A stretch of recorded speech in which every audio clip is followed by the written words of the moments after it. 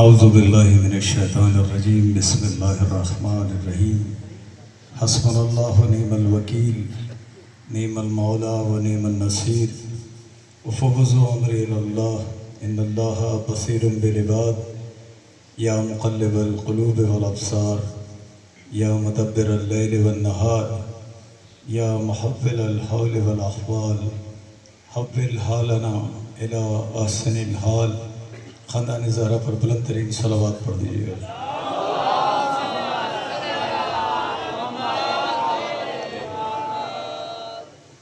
سب سے پہلے تو شہادت امام حسن علیہ السلام اور وصال رسول اللہ صلی اللہ علیہ وآلہ وسلم کی تعزیت و تسلیت امام زمان اجل اللہ تعالیٰ فرجہ شریف کی بارگاہ میں اپنی جانب سے اور آپ تمام مومنین کی جانب سے پیش کرتے ہیں۔ دوسرے منتظمین مجالس کا بہت شکر گزار ہیں کہ انہوں نے اس مجلس میں ہمیں بھی شامل ثواب کیا۔ اللہ تعالیٰ آپ کی اور ہماری اجماعی عبادتوں کو اپنی بارگاہ میں قبول و منظور فرمائے۔ آپ تمام مومنین کی سلامتی کے لیے بلند ترین صلوات پڑھ دیجیے اللہ۔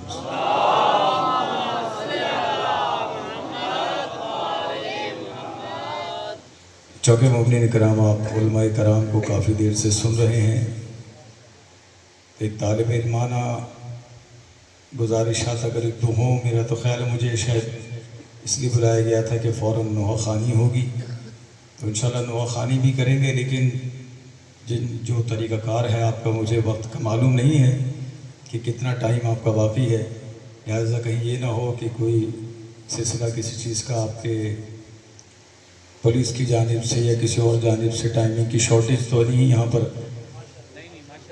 لہٰذا وقت کو دیکھتے ہوئے کوشش کریں گے کہ انشاءاللہ عزاداری بھی ہو جائے اور مقصدیت کی بات بھی ہو جائے۔ ایک دفعہ مل کے بآواز بلند درود پڑھیے محمد و آل۔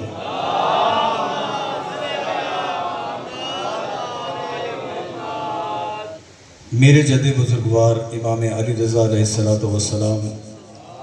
صلی اللہ علیہ وسلم مولا فرماتے ہیں خدا رحمت کرے ان لوگوں پر جو ہمارے امر کو زندہ رکھتے ہیں۔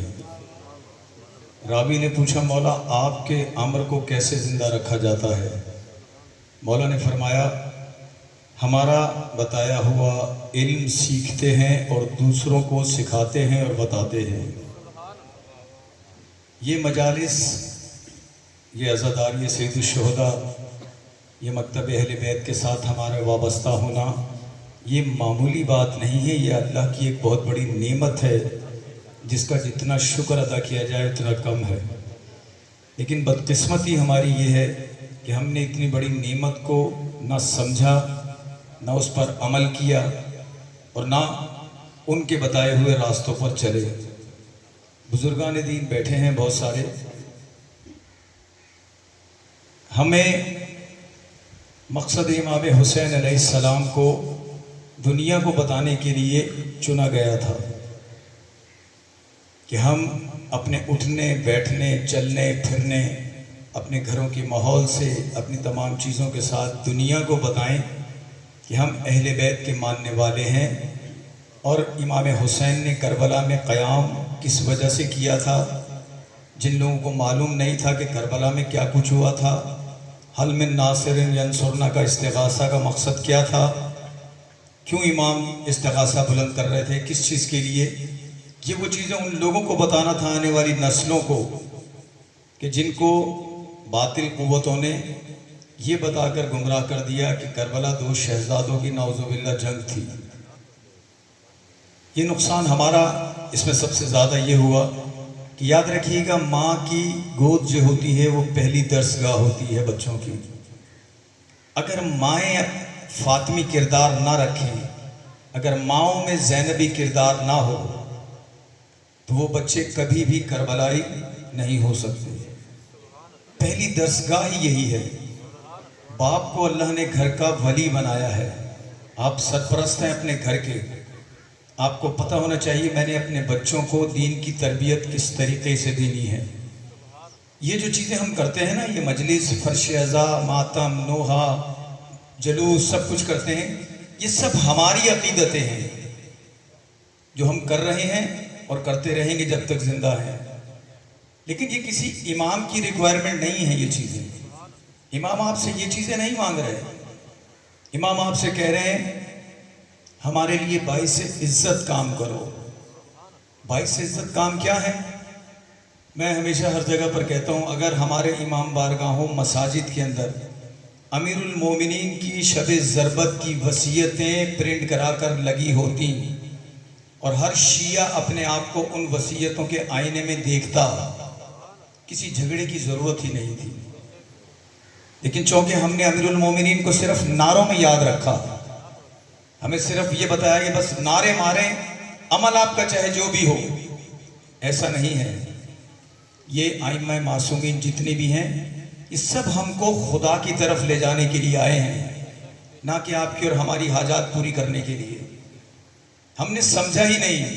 ہم نے کیا کائنات ہی نہیں سمجھ سکی امیر المومنین کو. رسول اللہ نے فرمایا تھا نا کہ مولا علی علیہ السلام کے بارے میں کہ یا تو علی کو میں جانتا ہوں یا خدا جانتا ہے. عام انسان کی پہنچ تو کیونکہ ہم نے توجہ ہی نہیں دی. آج تک ہمارے 1400 سال گزر گئے. میرے بزرگ بیٹھے ہیں، 1400 سال گزر گئے ہمیں یہ کام کرتے ہوئے. آپ بتائیں اس کا ہم نے کیا اثر لوگوں میں پیدا کیا؟ کچھ ہوا؟ کچھ لوگوں کے اندر اثر ہوا اس عزاداری کا؟ 1400 سال سے ہم خود ہی مجلس کرتے ہیں، خود ہی نوحے پڑھتے ہیں، خود ہی ماتم کرتے ہیں، خود ہی لنگر کھاتے ہیں، خود ہی گھر چلے جاتے ہیں. امام حسین کے قربانی کا یہ کام تھا کہ آپ صرف یہ کام کرو، ہم نے قربانی جو دینی تھی دے دی.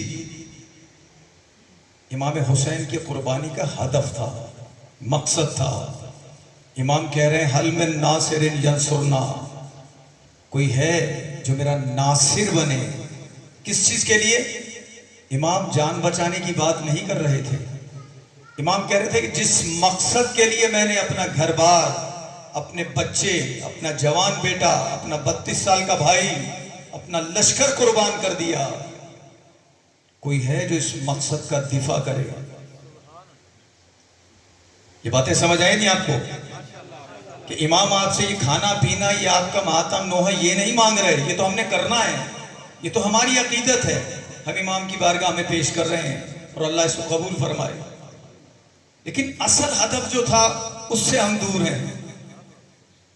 یہی وجہ ہے کہ گاؤں گاؤں دیہات دیہات کے اندر اتنی کثیر تعداد شیعہ مومنین کی ہونے کے باوجود ہم معرفت اور بصیرت سے دور ہیں.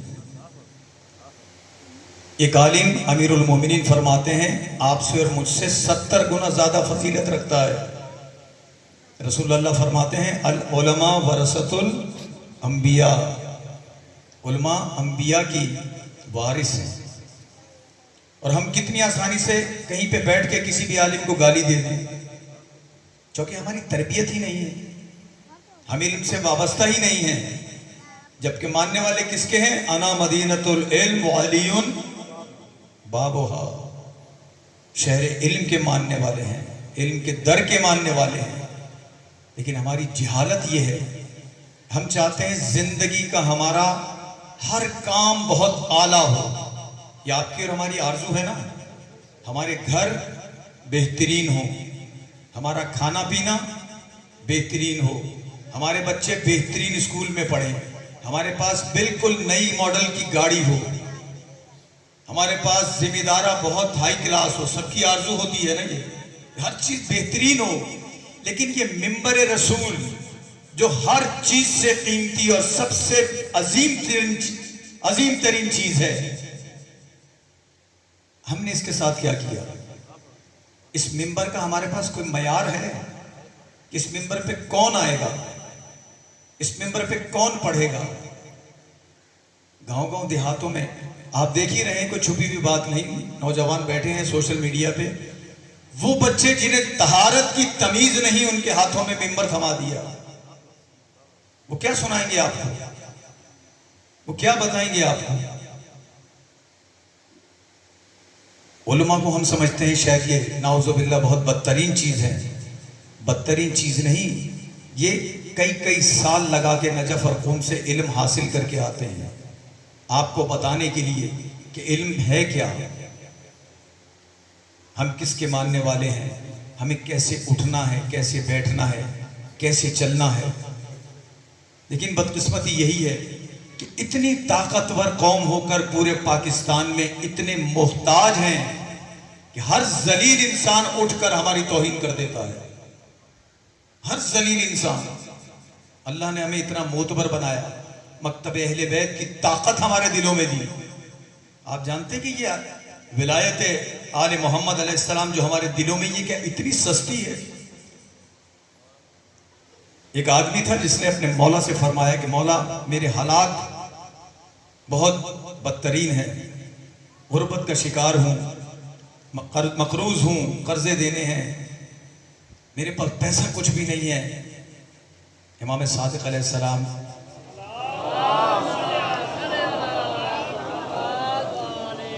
مولا دیکھ کر مسکراتے ہیں، مولا فرماتے ہیں تجھ جیسا امیر انسان کوئی نہیں ہے۔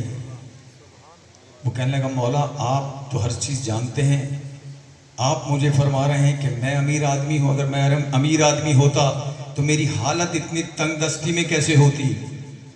مولا نے فرمایا اچھا میں تجھے اتنا مال و دولت دیتا ہوں تو ساری زندگی عیش و عشرت کے ساتھ گزارے گا، لیکن اس کی ایک شرط ہے، وہ شرط یہ ہے کہ تیرے دل میں جو ہم آل محمد کی محبت ہے وہ ہمیں واپس دے دے۔ سمجھ رہے ہیں آپ اس بات کو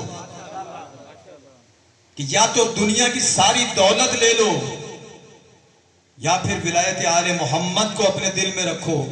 مولا نے فرمایا تیرے پاس اتنی بڑی قیمتی چیز ہے، تجھ سے بڑا دنیا میں امیر انسان کوئی نہیں، لیکن خالی محبت کو دل میں لے کے میں یا آپ کیا کریں گے؟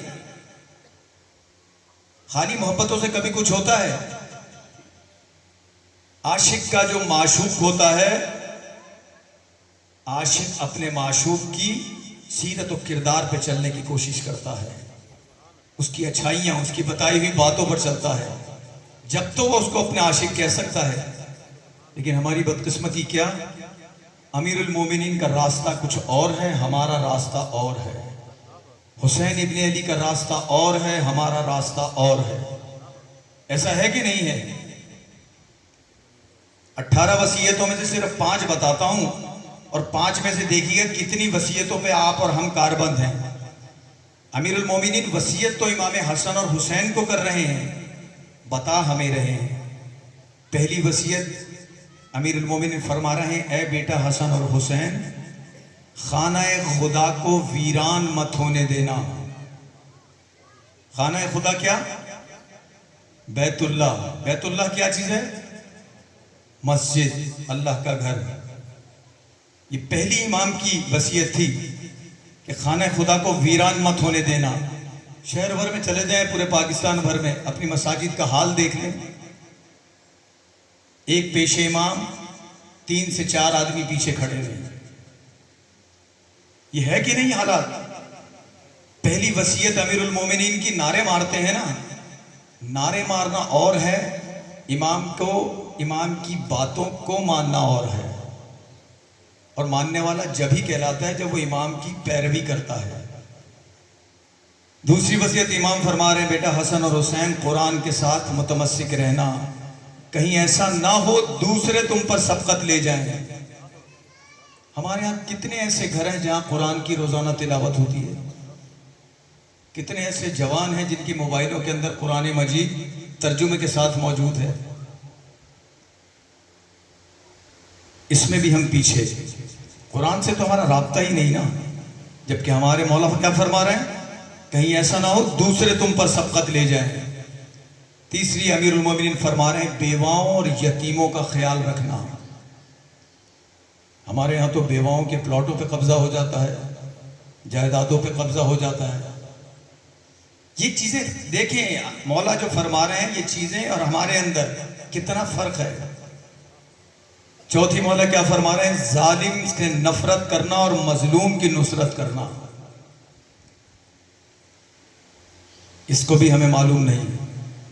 امام یہ نہیں کہہ رہے کہ ظالم یا مظلوم صرف شیعہ ہو تو اس کی مدد کرنا، وہ کوئی بھی رنگ و نسل کا مظلوم ہو، ہندو ہو، سکھ ہو، عیسائی ہو،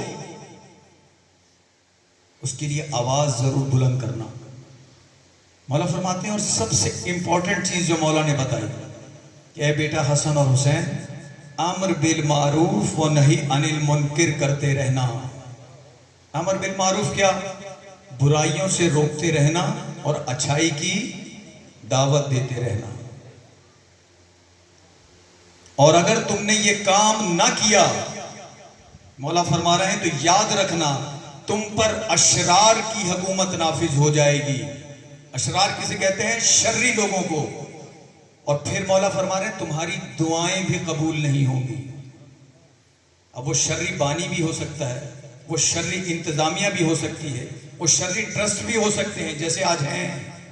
وہ ڈھکی چھپی بات نہیں ہے. اب یہ بتائیں گے تو 5 وصیتیں, ہم ان 5 وصیتوں میں کتنوں کو فالو کرتے ہیں؟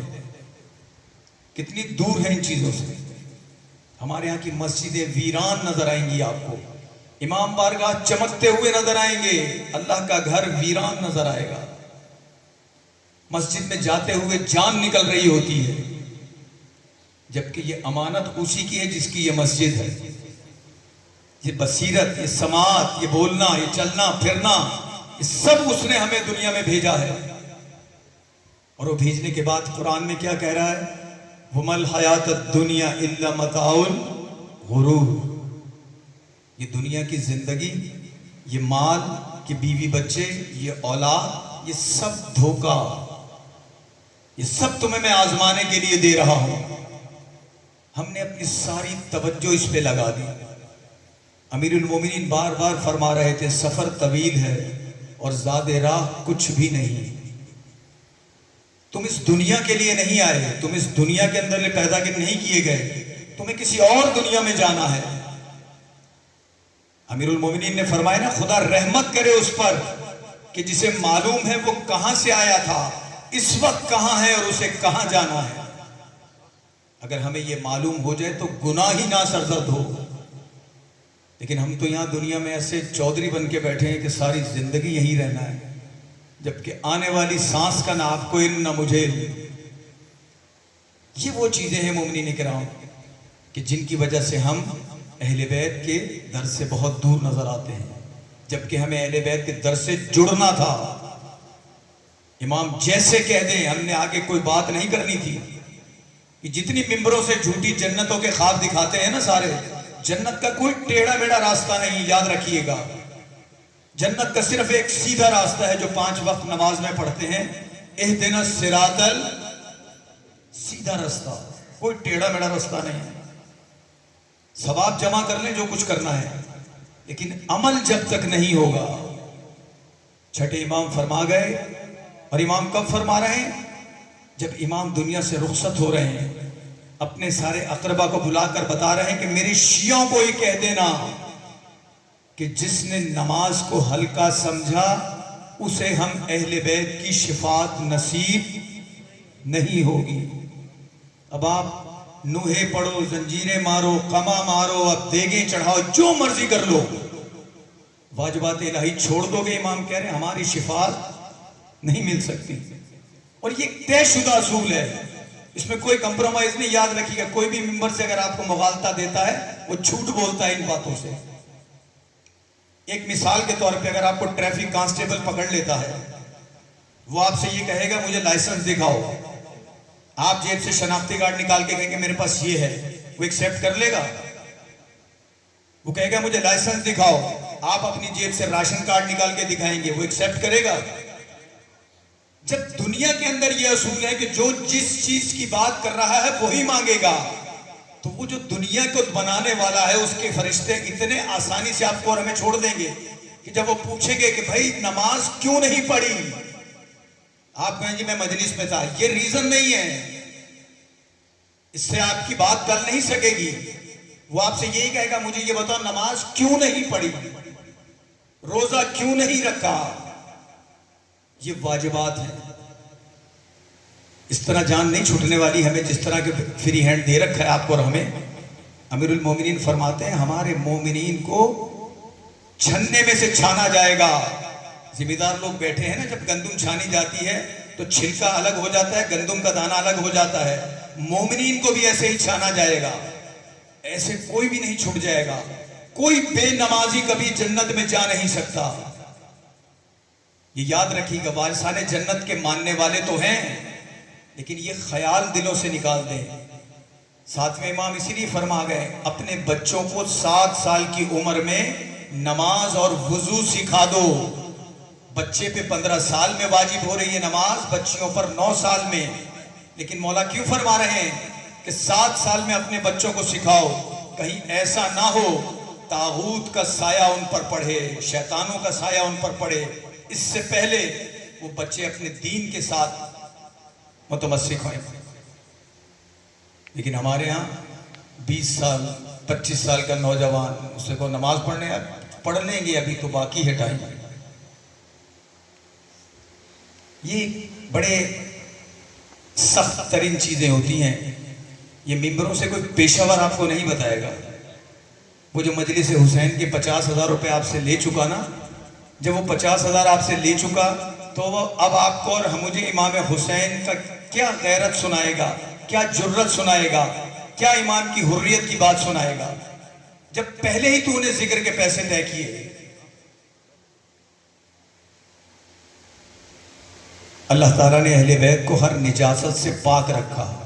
ہم اور آپ نجس پانی کی پیداوار ہیں. یہ ہمارے لیے فخر کا مقام ہے کہ خدا نے ہمیں اہل بیت کے ذکر کرنے کے لیے اس ممبر تک بلایا. دنیا میں اس سے بڑی کوئی نوکری نہیں ہو سکتی.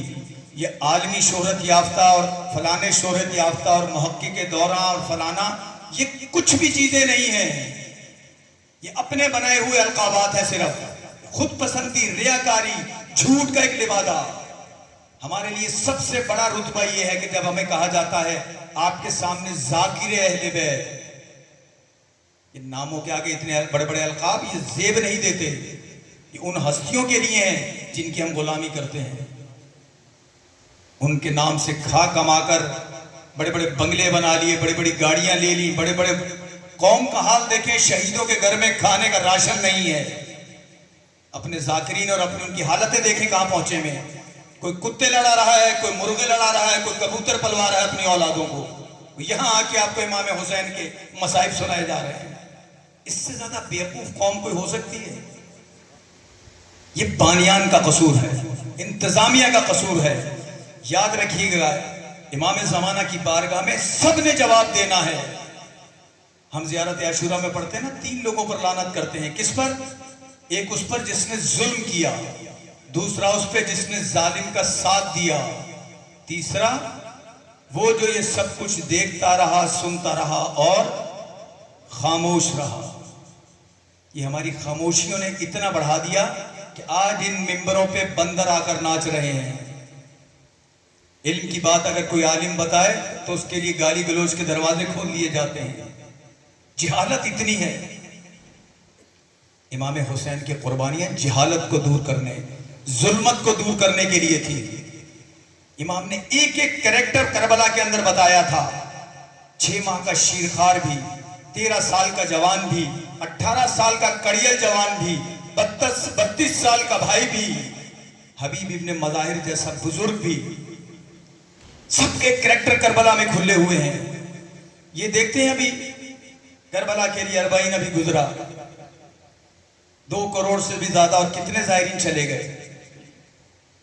اتنے لوگ جانے کے باوجود بھی کیا کربلا کے اندر سے 72 بھی ناصر نہیں نکل رہے امام کے؟ بھوکے پیاسوں کی سرزمین پہ کیوں بلایا جا رہا ہے؟ زیارت کے لیے. زیارت کے معنی ملاقات کے. جائیں امام حسین سے بولیں مولا یہ میں اپنی اولاد زری کے اندر آپ کے لیے، آپ نے کہا تھا حل من ناصر ینصرنا، یہ میں اپنی اولاد آپ کی نصرت کے لیے لایا ہوں. یہ ہے نصرت حسین. یہ نہیں کہ زری کے سامنے کھڑے ہو کر مولا مجھے پلاٹ دے دیں، میری بچیوں کی شادی کرا دیں، میرا قبضہ چھڑوا دیں. یہ مادہ پرستی کی چیزیں ہیں. امیر المومنین نے کہا تھا یہ دنیا کی زندگی میرے پاؤں کے نالین کے برابر، اور ہم دنیا کی زندگی مانگ رہے ہیں وہاں پر. امام حسین اسی لیے پوچھتے کربلا کیوں آئے ہو؟ مولا زیارت کو. مجھ سے تو کوئی کام نہیں، بس مولا زیارت کرنی ہے. چوما، ادھر سے کپڑا لگایا، یہ لیا، جانمازیں لی، ادھر سے کفن لیا، تسبیح پکڑی، واپس آ گئے. یہ کون سی زیارت ہے؟ امام صادق فرماتے ہیں جس نے ہمارے جد کی زیارت معرفت کے ساتھ نہیں کی وہ کربلا صرف چکر لگا کر آ گیا۔ پتہ ہونا چاہیے کس کی زیارت کو جا رہے ہیں۔ نجف سے اٹھنے والا پہلا قدم احتساب ہے میرے اندر کا، اپنے آپ کو مارنا پڑتا ہے، سیلفی بنوا بنوا کے نہیں بتانا پڑتا کہ میں ابھی یہاں سے چل پڑا ہوں۔ امام نے فرمایا تھا راستوں میں جاتے ہوئے کم کھانا، یہاں حالت ہوتی ہے کہ پیٹ بھر جاتا ہے، نیتیں نہیں بھرتی۔ ان چیزوں کے اثرات دیکھیں کیا ہو رہے ہیں، کچھ ہو رہے نظر آ رہے ہیں۔ اتنے جم غفیر کی امام ناصر بلا رہے ہیں، یہ منصور چلے جا رہے ہیں، ثواب ضرور مل رہا ہے، سب کچھ ہو رہا ہے، لیکن امام کا استغاثہ بلند ہو رہا ہے۔ کوئی ہے جو میرے 12ویں کی نصرت کرے، کوئی ہے جو میرے 12ویں کے لیے میدان تیار کرے، کوئی ہے جو ہمارے مقصد کی تشہیر کرے۔ 1400 سال گزر گئے۔ امام کا ایک پیروکار حر جوفی تھے جو جب امام اپنا کاروان لے کے چلے تو امام نے کچھ چلنے کی دعوت دی، کہنے لگا مولا میرے پاس بہترین تلوار ہے، یہ میں آپ کو دے سکتا ہوں۔ بولا مولا میرے پاس ایک اتنا تیز رفتار گھوڑا ہے کہ جو جنگ میں آپ کو کسی صورت بھی کسی کے ہاتھ نہیں آنے دے سکتا۔ مولا میری جتنی مال و دولت ہے وہ میں سب آپ کو دے سکتا ہوں، لیکن میں آپ کے ساتھ نہیں جا سکتا۔ یہ بات سمجھ لیجئے گا، ایک چھوٹی سی ایک بات بتا رہا ہوں چونکہ وقت کم ہے، کہ یہ اسی کی مثال ہے۔ اس نے کہا میں آپ کو اپنا سب چیزیں دے سکتا ہوں لیکن میں آپ کے ساتھ نہیں جا سکتا۔ اگر اسی چیز کو ہم آج اپنے اندر لے لیں، مولا میں 25 دیگے دے سکتا ہوں، مولا میں 40 ذاکر پڑھا لوں گا، مولا میں 40 علماء پڑھوا دوں گا، مولا میں جتنا بھی خرچہ مجلس کا سب ادا کر دوں گا، لیکن مولا میں آپ کا مقصد نہیں بتا سکتا، میں آپ کے ساتھ نہیں چل سکتا۔ تو امام نے کیا کہا تھا، نہ مجھے تیرا گھوڑا چاہیے، نہ مجھے تیری تلوار چاہیے، نہ مجھے تیری دولت چاہیے۔ تو یہی جواب ہمیں نہ مل جائے کہ نہ مجھے تمہارا لنگر چاہیے، نہ مجھے تمہاری لشکر چاہیے ان چیزوں کے لیے۔ میں تمہیں کہہ رہا ہوں کیا تم دیکھ نہیں رہے کہ حق پر عمل نہیں ہو رہا؟ آج یہی کچھ ہو رہا ہے۔ کیا تم دیکھ نہیں رہے کہ ظالم آج ظلم و بربریت برپا کر رہا ہے؟ کیا تمہارے سامنے غزہ اور فلسطین کے مسلمان نظر نہیں آ رہے؟ تمہاری زبانیں کیوں نہیں کھلتی؟ ہر امام نے کہا کہ ہمیشہ ظالم سے برات کرنا۔ ہماری مجلسوں میں ذکر ہی نہیں ہوتا کسی ظالم کا، ہم مردہ یزید پہ لعنت کرتے ہوئے زندہ یزید کے ساتھ اٹھ رہے اور بیٹھ رہے ہیں۔ یہ فرق ہے، اسی لیے ہماری کسی چیز میں اثر نہیں ہے، ہماری اولادیں بے راہ روی چل رہی ہیں۔ نوجوانوں کا حال دیکھیں آپ نے، یہ وہ طبقہ رہ گیا ہے کہ جس کے بارے میں امیر المومنین نہج البلاغہ میں فرما گئے تھے کہ اگر دیکھنا چاہتے ہو تو دکھایا جا چکا ہے، اگر سننا چاہتے ہو سنایا جا چکا ہے، اگر ہدایت چاہتے ہو ہدایت دی جا چکی ہے۔ آپ کو اور ہمیں اب چیز نہیں بچی کچھ بھی، اب صرف یہ گودوں میں جو چند شیر خار بچ گئے ہیں، اگر ان کو بچا سکتے ہیں معرفت اور بصیرت کے ساتھ، عمل کے ساتھ، کردار کے ساتھ، اور ان چیزوں کی طرف کون چیزیں بچائیں گی؟ نماز، قرآن، روزہ، حج، زکوٰۃ، جہاد، یہ وہ واجبات الہی ہیں، ان کے ساتھ متمسک رہو گے تو آپ کے اور ہمارے گھروں پر اللہ کی رحمت نازل ہوں گی۔ امیر المومنین فرماتے ہیں جن گھروں میں قرآن کی تلاوت نہیں ہوتی وہاں رحمت کے فرشتوں کا نزول نہیں ہوتا، ان گھروں پر خدا کی لعنتیں برستی ہیں، ان گھروں میں باپ بیٹے کی عزت نہیں کرتا، بیٹا باپ کی عزت نہیں کرتا، ماں باپ کی توہین ہوتی ہے، گھروں میں لڑائی جھگڑے ہوتے ہیں، نحوستیں برستی ہیں جن گھروں میں قرآن کی تلاوت نہیں ہوتی۔ ہم ان کے ماننے والے ہیں کہ جو قرآن کی تلاوت پسند کرتے تھے۔ ہم کہتے ہیں ہم جناب سیدہ کی دعا ہیں، بے شک ہم جناب زہرا کی دعا ہیں، لیکن بی بی فرماتی ہیں مجھے تمہاری دنیا میں 3 چیزیں پسند ہیں۔ سب سے پہلے بی بی نے فرمایا مجھے تلاوت قرآن کرنا بہت پسند ہے۔ دوسری بی بی فرماتی مجھے رسول اللہ کے چہرے کی زیارت کرنا بہت پسند ہے۔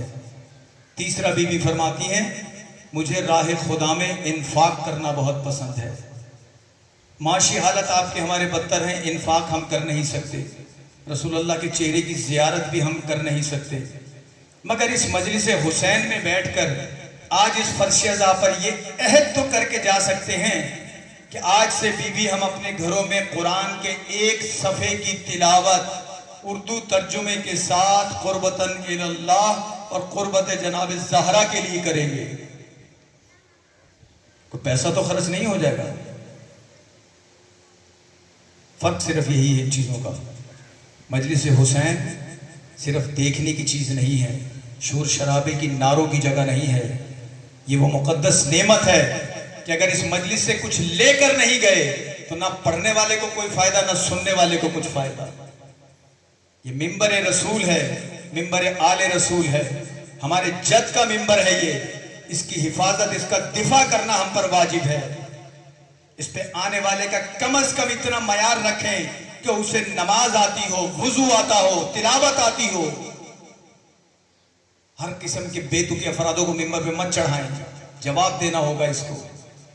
ایک آدمی اگر ایک مجمع میں پڑھ رہا ہے اور اس کے سامنے 1000 افراد اسے سن رہے ہیں تو روز محشر اس نے ایک گھنٹے کا نہیں 1000 گھنٹوں کا جواب دینا ہے کہ یہ 1000 دماغ تجھے سن رہے تھے، اس ممبر حسین سے تو لوگوں کو حسین کی طرف لایا، خدا کی طرف لایا، رسول کی طرف لایا، آل رسول کی طرف لایا، یا صرف نعرے مار کے چلتا بنا؟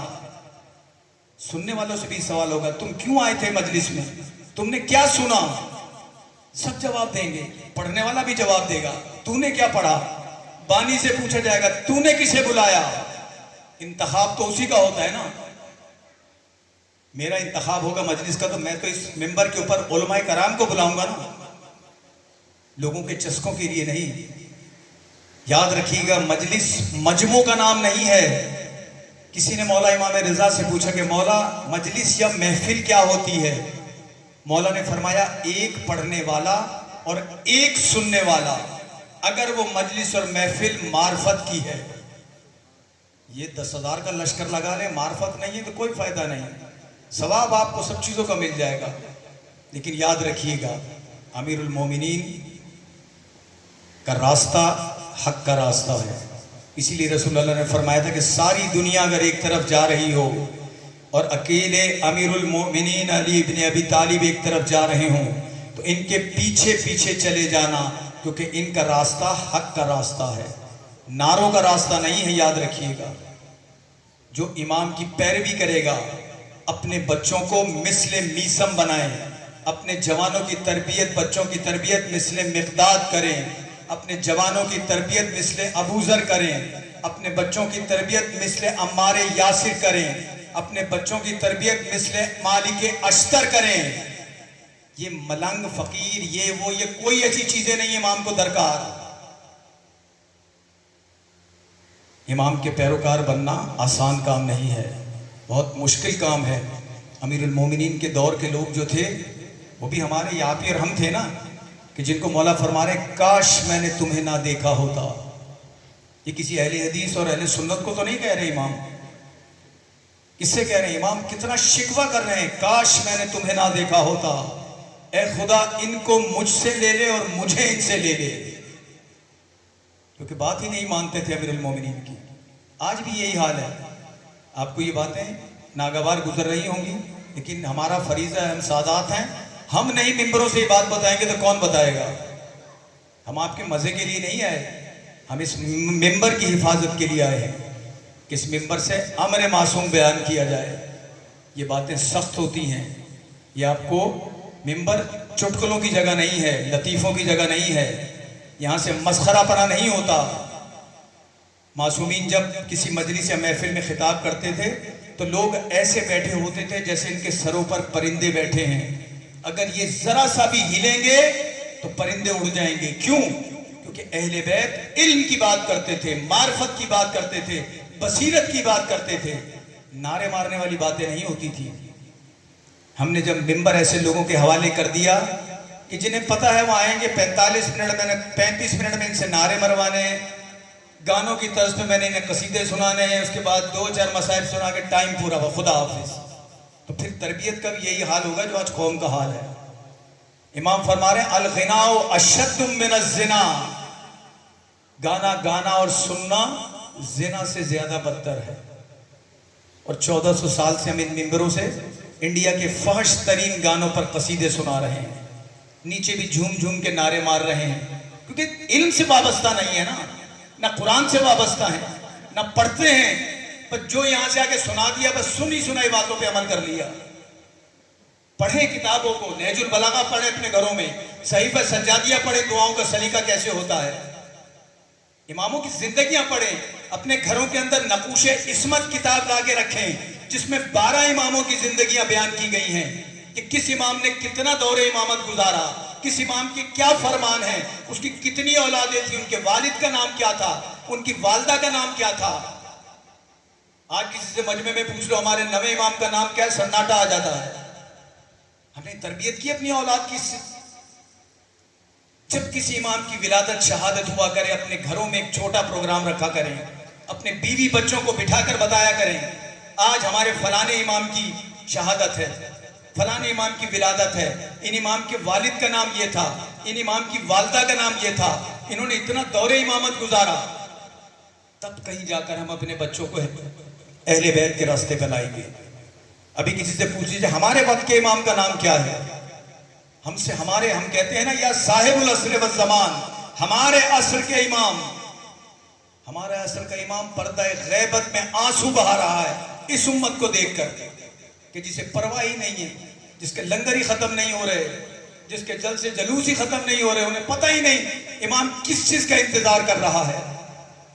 کربلا کا اتنا بڑا لشکر ابھی آپ کو اربعین کا 2.5-3 کروڑ کا امام حسرت سے دیکھ رہے ہیں، کوئی ہے جو میرے 12ویں کی نصرت کرے. اتنا کھا لیا، ایئر کنڈیشن ہوٹلوں میں بیٹھ گئے، بھوکے پیاسوں کی سرزمین پر جا کر بڑی لیوش قسم کی ڈشیں کھا رہے ہو اور پھر کیمرے سے دنیا کو دکھا رہے ہو کہ ہم بھوکے پیاسوں کی سرزمین پر پرسے کے لیے آئے ہیں.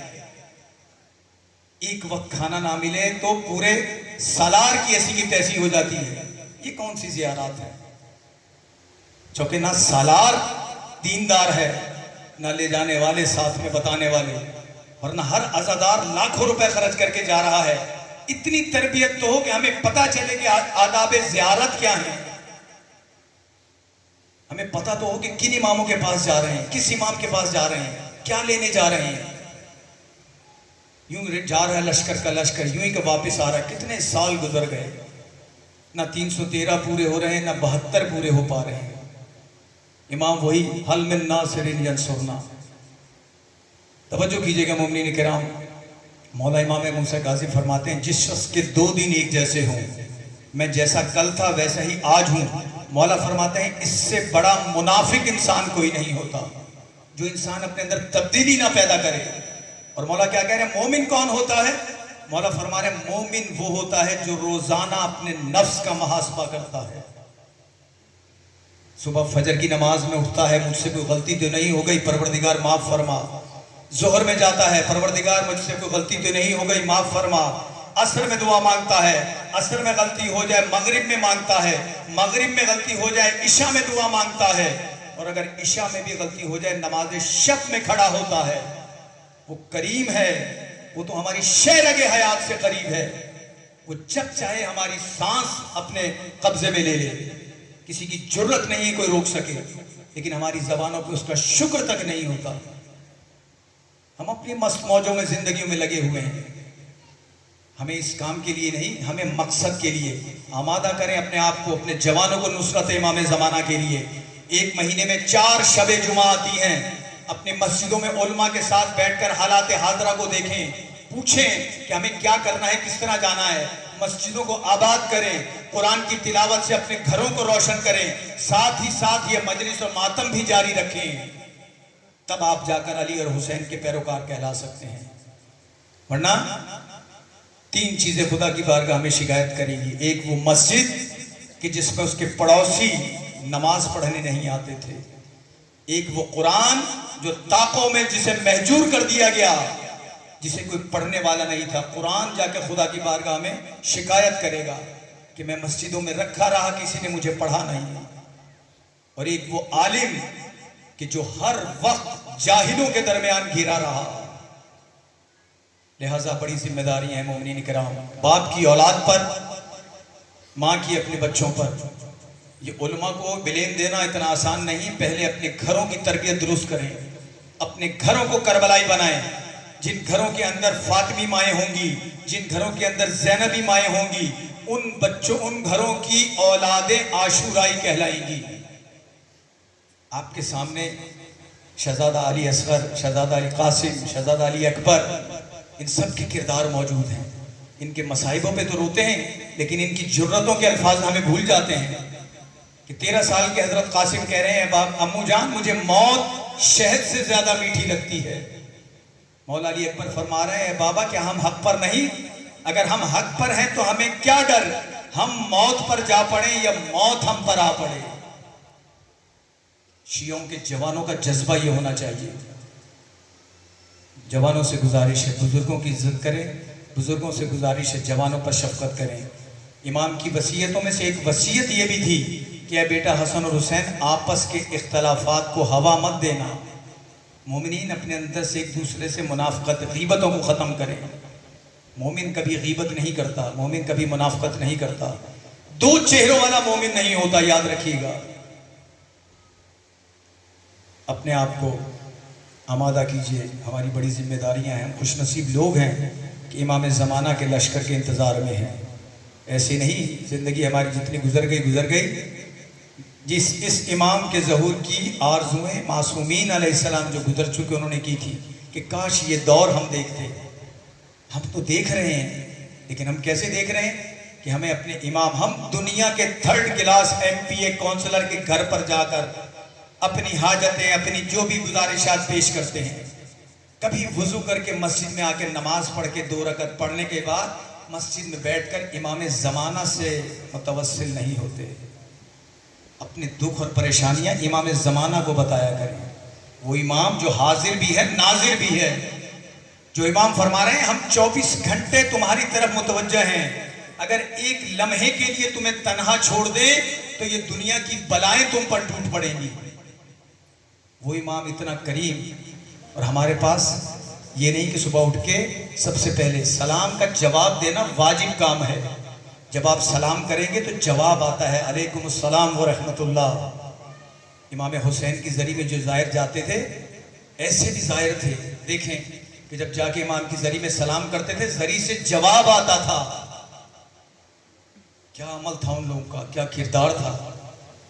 اپنے بچوں کو تربیت دیجیے، صبح اٹھتے ہی خدا کا شکر ادا کریں، فجر کی نماز میں خود بھی اٹھا کریں، اپنے گھر والوں کو اٹھایا کریں۔ مولا فرماتے ہیں ملعون ہے وہ شخص جو فجر کی نماز میں اور مغرب کی نماز میں دیری کرتا ہے۔ جسے مولا ملعون کہتے ہیں اس کے پاس بچتا کیا ہے۔ بہرکیف وقت اتنا نہیں، رات بہت ہو گئی، معذرت کے ساتھ آپ ان چیزوں کو سننے کے شاید عادی نہیں ہوں گے، لیکن ہم 34 سال سے یہی باتیں، چونکہ یہ ہمارے جد کی میراث ہے، یہ ممبر امانت ہے ان کی، ہم نے بھی آگے جواب دینا ہے۔ ہم سے یہ پوچھا جائے گا تو جانتا تھا تو نے کیوں نہیں بتایا، اور ساتھ ہی مولا نے فرمایا تھا جتنا علم جانتے ہو کم از کم اتنا تو عمل کرو۔ قرآن مجید پڑھنے میں کوئی مذائقہ نہیں ہے، قرآن آپ کو جبر نہیں کر رہا کہ مجھے سارا دن بیٹھ کے پڑھو، قرآن آپ کو آزادی دے رہا ہے جتنا پڑھ سکتے ہو اتنا پڑھو نیت کے ساتھ۔ اگر آپ خالی گھر میں بیٹھ کے بسم اللہ الرحمن الرحیم بھی پڑھیں گے تو یہ بھی قرآن کی آیت ہی ہے، لیکن اگر ایک صفحہ قرآن کا اردو ترجمے کے ساتھ پڑھیں گے تو آپ کو پتہ چلے گا کہ یہ قرآن مردہ لوگوں کے لیے نہیں آیا، یہ زندہ لوگوں کی ہدایت کے لیے آیا ہے۔ یہ قرآن ہمیں بتا رہا ہے کیسے اٹھنا ہے، کیسے بیٹھنا ہے، کس کے ساتھ چلنا ہے، کس کے ساتھ نہیں چلنا، کس نظام میں رہنا ہے اور کس نظام میں نہیں رہنا۔ اپنے گھروں کو نورانی بنائیں۔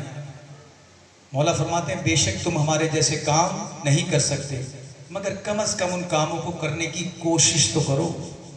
جانتے ہیں مولا، اسی لیے مولا امام موسیٰ کاظم نے فرمایا تھا کہ تم یہ جتنے تختوں پر بیٹھے ہوئے علی علی کر رہے ہیں، اگر ان کو ہم ایک کو بھی اپنی نصرت کے لیے بلائیں تو یہ ایک بھی ہماری مدد کو نہیں آئے گا۔ یہ برسوں سے تختوں پہ بیٹھے بس یہی کہے جا رہے ہیں ہم علی کے ماننے والے ہیں، امام معصوم فرما رہے ہیں، کوئی مولانا نہیں، کوئی مولانا ذاکر صاحب نہیں فرما رہے ہیں، خود ساتویں امام فرما رہے ہیں کہ اگر ان میں سے ایک کو بھی ہم اپنی نصرت کے لیے بلائیں تو یہ ایک امام جانتے ہیں ہمارے کریکٹرز کو، لہٰذا کوشش کریں ان مجالس سے فائدہ اٹھائیں، خود بھی اپنے بچوں کو بھی معرفت کے ساتھ اپنے گھروں کو اپنے علاقوں کو روشن، آپ کی ذمہ داری، آپ کی یہ درسگاہ ہے، اس کو آباد کریں، مسجدوں کو روشن رکھیں، جوانوں کو بٹھائیں علماء کرام کے ساتھ، جتنا بہترین وقت علماء کرام کے ساتھ گزرتا ہے کسی کے ساتھ نہیں گزر سکتا، یاد رکھیے گا۔ بچوں کو ہر قسم کے غلو سے، ہر قسم تو سحریت سے بچائیں۔ اللہ تعالیٰ اس مجلس کے صدقے میں آپ کی اور ہمارے تمام گناہان کبیرہ و صغیرہ کو معاف فرمائے۔ اللہ ہم سب کو معرفت اور بصیرت عطا فرمائے کہ ہمیں مقصد حسین اور مقصد کربلا سمجھ آ جائے، اور یہ اس وقت تک سمجھ نہیں آئے گا جب تک آپ اپنے گھروں میں کتابیں نہیں پڑھیں گے۔ یہ ممبروں سے جب تک آپ کو چٹکلے سنتے رہیں گے تو اسی گمراہی میں ڈوبتے رہیں گے۔ قرآن اسی لیے کہتا ہے جب کوئی بات سنو اس کی تصدیق کرو، اور رسول اللہ نے کہا دو چیزیں جس نے دونوں کو تھامے رکھا وہ میرے پاس حوض کوثر پہ پہنچے گا، ایک قرآن اور ایک اہل بیت۔ ایک کو بھی چھوڑ دیا رسول اللہ فرما رہے ہیں تو گمراہ ہو جاؤ گے۔ اب آگے سب کی مرضی ہے، جیسے بھی جو سمجھیں۔ اللہ تعالیٰ ہماری اور آپ کی اس اجماعی عبادت کو اپنی بارگاہ میں قبول و منظور فرمائے۔ بس 2-3 نوحوں کے لیے جوانوں سے گزارش ہے ہلکا بنا لیں تاکہ عزاداری کا بھی حق پورا ہو جائے۔ انشاءاللہ زندگی بخیر کبھی رہی تو فرصت سے آپ سے ملاقات